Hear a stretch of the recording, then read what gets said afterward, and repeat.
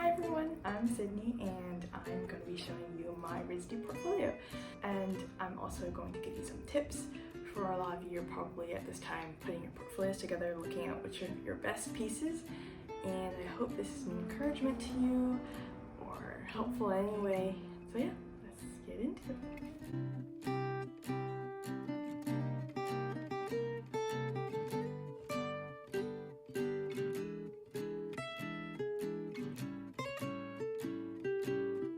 Okay, a little background about myself. I've always loved art, and it's like a little fun hobby for me once in a while. But I didn't really take it seriously until junior year, where I was like, art is where I want to do, where I want to go. And I don't know, I just started taking classes like the end of junior year, which is kind of nerve-wracking when you have like no pieces and you haven't like earned any of those fancy schmancy scholarships and scholastic stuff and awards and stuff like that. So that was kind of a challenge, and this is like the basis of what my Common App essay was about, but I feel like I pulled it off somehow. So I just want to encourage all those people out there who haven't really gotten, or you feel like you're behind and maybe you haven't been learning art since you were little. That's still possible if you really have a passion to chase it. Okay, I should probably do a disclaimer. This is just my experience and my portfolio, not a step-by-step of how do you get into RISD, because those things are kind of unpredictable. Okay, so I'm going to show you what my overall portfolio looks like. That's a big picture, and I think that's one of the most important things because that's the first thing I think they see. And in slideroom you can like move them around to where exactly you want them to look. You want to have it visually pleasing the first look that they get. I like to make it balanced, so all my digital pieces are like right here and right here, and then where there's vibrant paintings I want to like balance it on both sides so it just looks satisfying overall. How I did it was I put the most eye-catching or most best pieces in the middle. Obviously you want to start strong and you want to end strong too, because that's their first impression and last impression. But I also wanted my favorite pieces to be in the middle. That's where your eye focuses, and then have all the work around it kind of lead to it, and have it's kind of this line of where your eye follows. So the mouse's paintbrush is going like this, the hands are like going this direction. They're all going inwards so that it leads them to the center, the pictures that are the best. That's just how I did it. There's also other ways to organize it, including start strong, end strong. There's also like progression of your skill from like, I don't know, beginning to now, or progression from sketches to pen to acrylic to digital. You could also do that. It's all dependent on what kind of pieces you have, and how you just want to organize it to make it look nice. It's all up to you. Also, really good tip is to get advice from other people to look at your work. Obviously when you're looking at yourself for a long time, then you don't seem to notice a lot of things. So it's also helpful to get art teachers to look at it. If you don't have art teachers to contact, you could always email me, and if I have time, I'll definitely love to look at your portfolio. My email is sydneyshitart@gmail.com. So the general goal of your portfolio, I think, is to get like a variety of mediums to show like your range of work, your abilities. You want to show your techniques, but also your creative side and how you experiment and your colors and all that stuff. Because part of being an artist is, yes, you need that foundational technique, but they want to see your thought process as an artist. How do you incorporate your ideas, and how's your complexity and depth to the things that you do? So as I mentioned, it's all in slideroom, and it asks for a few different things dependent on your school. So this one, it asked for like the name of the piece, the medium, the size, and like a little description.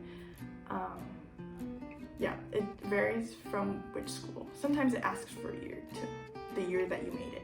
For the description, you want to keep it not too long, not too short, just to convey what your piece is about and kind of the background to it, how it came to be, what techniques were in it, what it means to you. And you don't want to be too long because then that just gets too much to read. I think there's a character or word count, but I don't know what it is, so you might want to look that up. But don't stress about it, but also leave time to do that because sometimes you forget. And you just want to get the pieces in. You can also remember to write good descriptions. Also, it's really important that you have good quality photos. Even if you don't have fancy camera equipment, your phone works great. Just make sure that the lighting is not yellow, it's bright and even. If you don't have that kind of lighting at home, look for kind of cloudy, rainy days or like really early in the morning where the light is distributed evenly. And then another thing that you could do to make it more accurate or up the quality is to put it through Snapseed, not sponsored, but you can increase the saturation, make the whites more wider, brighten it up, stuff like that, crop it, and make it really professional looking instead of crappy photos where then you just don't do your pieces justice. Another thing is to pick your best pieces, so quality over quantity. If it asks for like 18 to 20 pieces, your 19th piece shouldn't be terrible. Like it's better to stick to 18 if you don't have anything else better. But sometimes your own judgment of better and good and bad is kind of construed because it's your own work and you're staring at it for so long. So definitely get someone else to look at it because they're coming from an outside perspective, and sometimes we get a little too self-critical with ourselves. Yeah. Anyone else? Yeah. Okay. The RISD assignment for me last year was basically doing a piece about a phenomenon or a natural object. And then the second part to it is to make a revision or like a transformation to your first piece. So I'm gonna move to this side so that I can insert it because I'm also here. I don't have my paintings on me. So my first one is called Lights of the Rain, and my natural phenomenon, was rain, and I wanted to show how there's a lot of colors and a lot of vibrancies in rain, even though rain is kind of associated with gloominess, or sogginess, all that stuff. And then my second piece is called Radiance.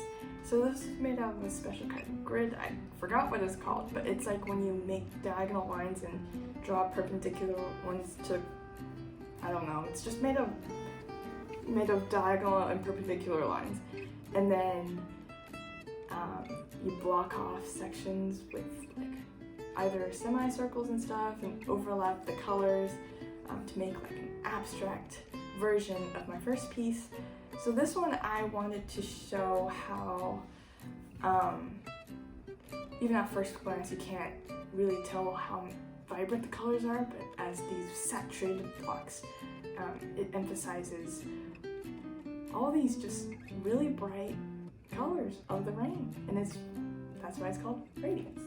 Next piece is a digital still image that I made in Blender. So it's a bunch of different shaped light bulbs with hearts glowing from inside, so I kind of wanted to depict how different people, different shapes can all like illuminate the world. Yeah. So my next piece is Quilt, and I put dash sketch because I also extended from that for my next piece that you'll see, but it's basically a ballpoint pen of a sculpture a picture that I saw somewhere, and it has all these flowers and vines around it. And then I expanded on that to my next piece, which is like a really short 2D animation drawing thing on Blender 2.8, which is actually pretty neat and pretty cool. It's pretty simple, but I just like that progress of this was the drawing and then you made it into something more. I wanted to show the stiffness versus the subtle wind with the hair flowing and the vines brushing. Even when flowers wilt, there is some sort of beauty in that. I really like dried flowers too, so that kind of played a part in that. Hustle, next piece, was another animation still. I constructed all the objects and stuff into this piece, and I don't even remember why or what the concept was, but I like the lighting and the contrast and movement in this piece. I don't think it's the greatest one, but it's in there. Oh well. Next one was imagination. So it's just a bunch of hand sketches that I did because I realized I had no figure drawings or any of those kinds of like technical things. I really recommend you doing more observational drawing, looking at things around your house and drawing people around. And if you don't have people, then you can draw your hands and feet. So all of these ones, you can tell that's my left hand. The next piece is Smiling in the Rain. So this is of my sister. It kind of says for smiling in the rain, there's always a little piece of goodness, even in the rain. It's really good to show your ability to paint portraits because that's also something that's difficult, I guess, that you understand like the bone structure and the lighting on a person's face. That's also a really cool thing to show if you have something like that. This piece was not finished the time I submitted it, but pro tip, they can't tell that you're not completely finished. If you're strapped for time, then I would say paint evenly, because normally you would like paint from the background to the foreground so that your background doesn't look like it's going around your foreground. But if you don't have the time, then I would suggest just go for it. Just do the full thing, and the amount of details they can't tell if you were planning on putting a chair there. And I was early decision, so that's why I didn't finish all of my pieces. Okay, my next piece is It Is Well With My Soul.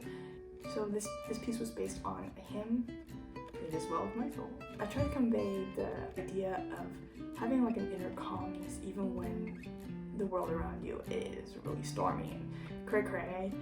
I have this inner peace. It's a mixed media one. I think it's one of my faves. So I first started with just a loose drawing of a girl.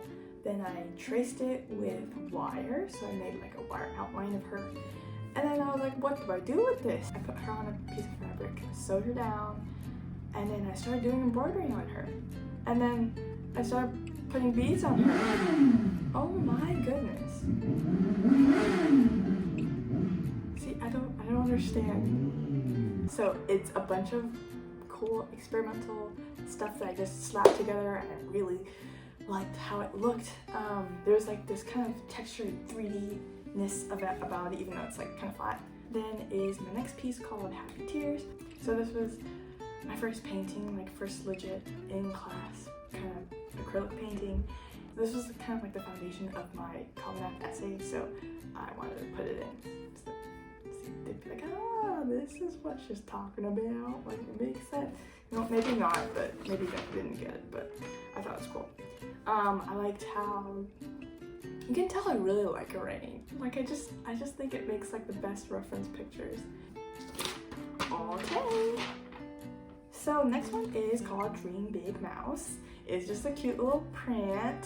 So you just carve away at like a rubber slab, all the negative space, and then it's like a little stamp. So that's just like another medium I wanted to show. So even though the mouse is tiny, it's painting a grand still life of cheeses and bread and grapes. I just think that's really cute. The next one is called Productivity. So being on a phone versus being in the glum darkness of doing your homework. This was just observational drawings of my sisters because I realized I didn't have any of those things. So yes, draw the people around you. Draw your hands and your feet. It's great. This one's in pen. I don't really like it, but that's okay. The next one is called Noodles. So it's a pencil drawing of my sister when she was a toddler, and really cute. I just want to show this realism again. Pencil, which is very foundational, but very important to know how to draw with. I didn't know what to do for the meaning of this, so I talked about like noodles meaning longevity, but I don't know what the heck that. It just I don't know. My next piece was radiance, which is the second part to my RISD assignment. I just wanted to put again to show like the progress of the grid and how I constructed those solid blocks of color into the actual piece. And plus in the RISD assignment they don't let you like talk about it, so I just really want to like talk about like the technical part. So it's not just like random blocks I decided to do, like they're not into like the placement of the grid and how that brings balance to the piece even though the shapes are different. Then is perspectives. So this is just a bunch of quick sketches of different angles of a person. I thought that was kind of funny because it could be silent contemplation or right before a sneeze. So all these different angles, drawing people is really good. Next one's in flight. It's ballpoint pen of a ballerina. And I never finished it. My art teacher said that she liked it that way, so I just kept it in there. I guess like the unfinished aspect of it adds to like the idea of movement. It's like a little sketch. Hopefully it shows good proportion and muscles. Okay, then is juxtaposition, and this one is of a metal tree that is contrasted by the green foliage that is around it. So I talked about industrialization and how that vast difference between like a real tree and a fake tree is sometimes a pretty thing, but sometimes a really sad thing. Yeah, I don't know what I was thinking. I don't know. And then next one is bloom. This is also another one of those hybrid wire thread kind of piece, and it's of a hand with a flower blooming from it, so it kind of symbolizes like everyone's ability to create something beautiful. Then is pigeons, another pencil drawing where it showcases both birds and a person. Animal drawings are also demonstrate your skill if you have some of those. Next one is conscious. This is another 3D still made in Blender. The glass shattering was made through the cell fracture add-on, though in the description I accidentally said cell fraction. Hopefully didn't notice, so I made a mistake in my description and it still turned out okay. So this piece is about abandoning your compass, direction, conscience. The next one is a collection of 2D stills that I did for my junior year AP concentration. So it's like a little storyline about a girl going to the woods, symbolizing her mind, and having her fears getting exaggerated one by one, from ants to spiders to foxes to like trees that are like enveloping you, and how your imagination kind of, I don't know, like most of the things that you're scared about are things manifested in your brain and not actually there. And then she wakes up and everything is golden sunset, and what she was really afraid of wasn't there. It's all in her brain. Okay, my last piece is a acrylic painting. It's called Joy. It's in black and white, so I thought I might show that skill because black and white paintings aren't just black and white. There's like a lot of different shades that you have to work with to get the perfect gray.